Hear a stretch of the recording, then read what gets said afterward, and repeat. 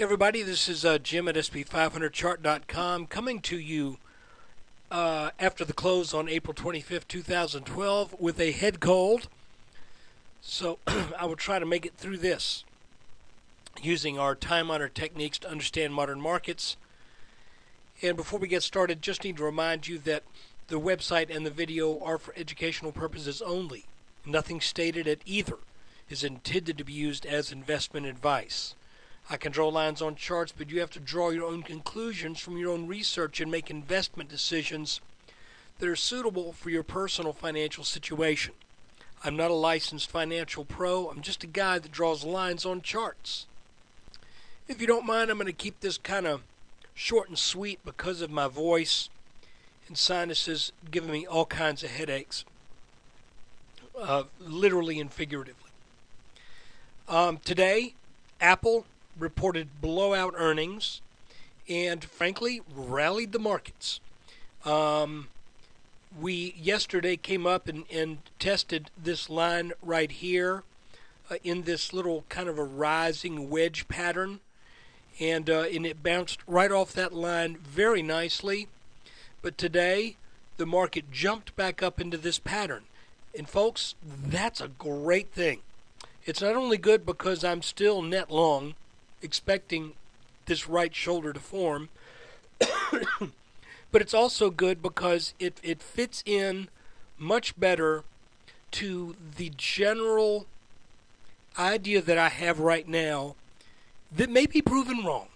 But right now it looks to me like we may be forming a head and shoulders top, but my concern was that this neckline might break down too soon.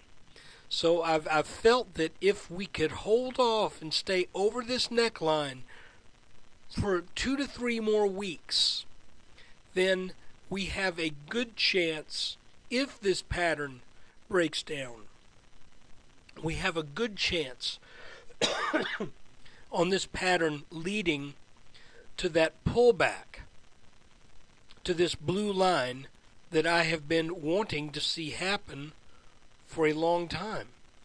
And where do we get that blue line? Just to remind you, here it is. It is drawn over the 2007 market high and over the 2011 market high.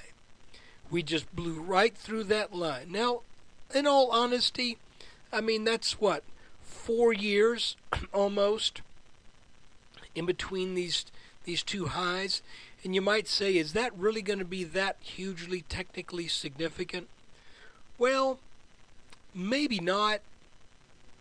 But, you know, it still looks interesting to me that these were two clearly defined tops. And now that we've gotten over that line, that tells me that whatever it is that's inherent in the S&P that made it sell off when it touched this line back here on roughly February 1 was overcome. So I'm expecting a pullback to this line, and like I said, if this can be put off until, let's see if we can look at this at a 2-hour chart. If this can be